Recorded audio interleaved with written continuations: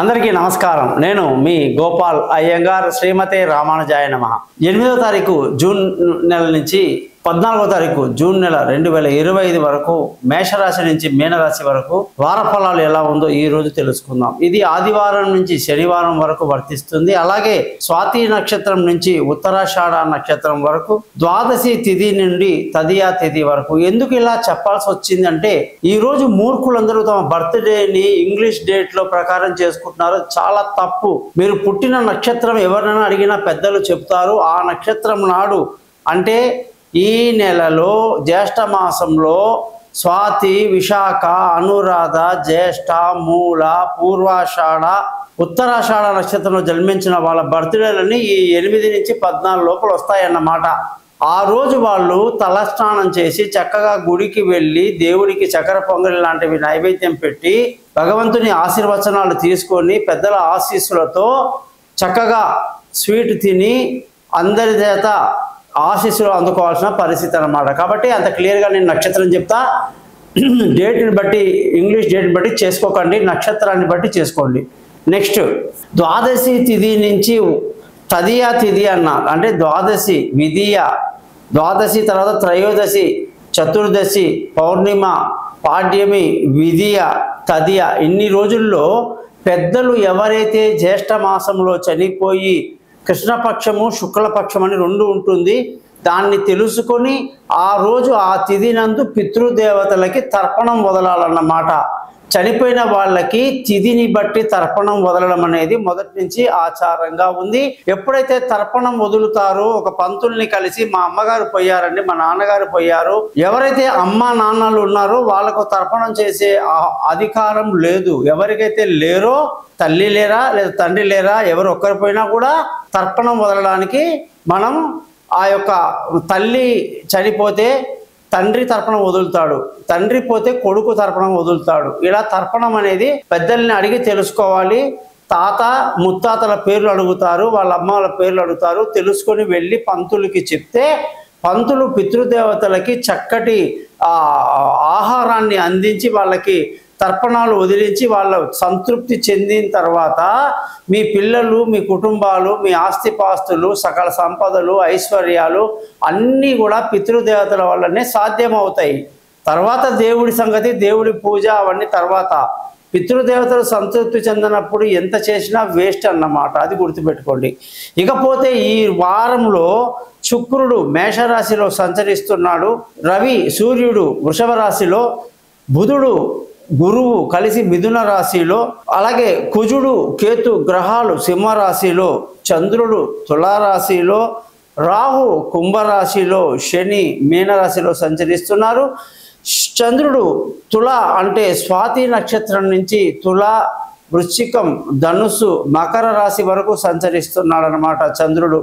కాబట్టి మనం ఈ యొక్క స్థితిని బట్టి, గ్రహస్థితిని బట్టి ఇప్పుడు మెయిన్గా ఏలినాటి శని ఉన్నవాళ్ళు, అర్ధాష్టమ శని ఉన్నవాళ్ళు, అష్టమ శని ఉన్నవాళ్ళు ఏమేం చేయాలో వచ్చే ఎపిసోడ్లో వాళ్ళ రాశి ప్రకారంగా చెప్తాను. ముఖ్యంగా కాలసర్పదోషం అనేది రాహు పైన ఉండి కేతు కింద ఉండి అన్ని గ్రహాలు ఇరుక్కున్నాయని చెప్తున్నాం కదా, అది చంద్రుడు బయటికి రావడం వల్ల తగ్గుతుంది.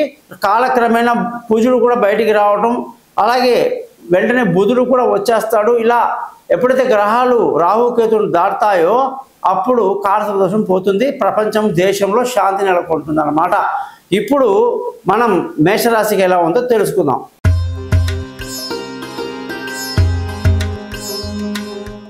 అందరికీ నమస్కారం. మేషరాశి వాళ్ళందరికీ 8వ తారీఖు జూన్ 2025 నుంచి 14వ తారీఖు జూన్ 2025 వరకు వారఫలం ఎలా ఉందో ఈరోజు తెలుసుకుందాం.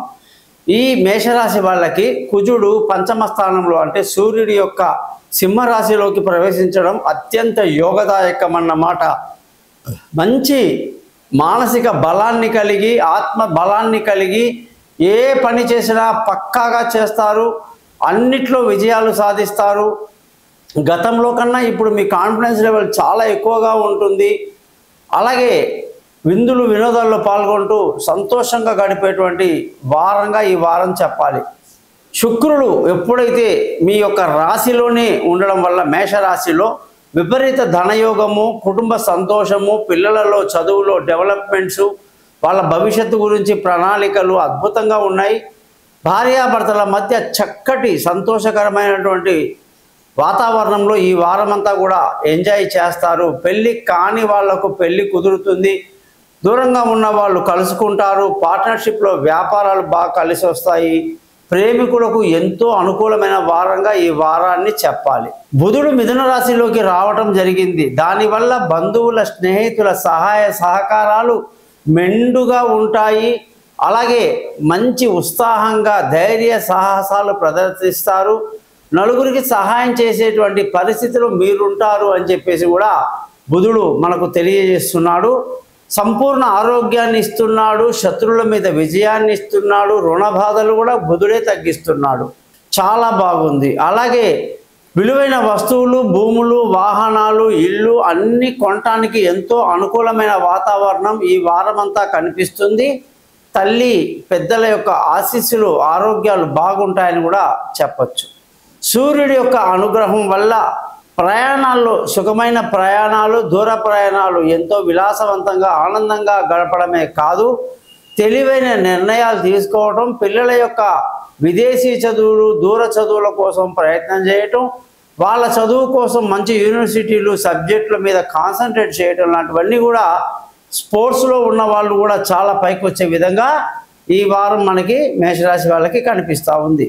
ఈ వారంలో అదృష్టంగాని చూసుకుంటే చాలా తక్కువ.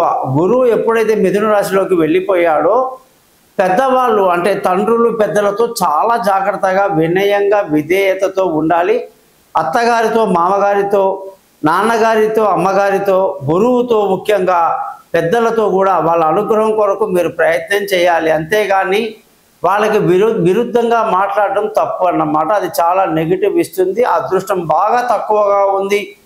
అదృష్టంగాని చూసుకుంటే చాలా చాలా తక్కువ. ఎందుకంటే మేషరాశి వాళ్ళకి ఈ గురువు సరిగ్గా లేడు. మరి ఉద్యోగంలో ఏమన్నా బాగుందా అంటే మేషరాశి వాళ్ళందరూ కూడా ఈ వారంలో నేను చెప్పేది ఒకటే, ఉద్యోగం మానేద్దాం, వేరే కంపెనీ చూసుకుందాం, ఈ ఒత్తిడి తట్టుకోలేము, బాస్ సరిగ్గా లేడు, నేను చేయని తప్పుని వాళ్ళు నన్ను పనిష్ చేస్తున్నారు, ఇలాంటివన్నీ పిచ్చి పిచ్చివన్నీ జరుగుతాయి.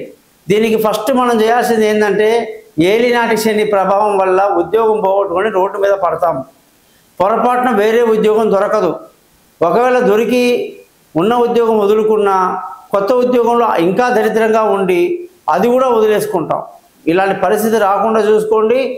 ముఖ్యంగా ఉద్యోగస్తులు చాలా జాగ్రత్తగా ఉండాలి. నన్ను కన్సల్ట్ చేయాలి. మీరు మీ యొక్క జాతకంలో ఉన్న దశని, అంతని బట్టి నేను చెప్తా, ఆ తర్వాత నిర్ణయం తీసుకోవాలి.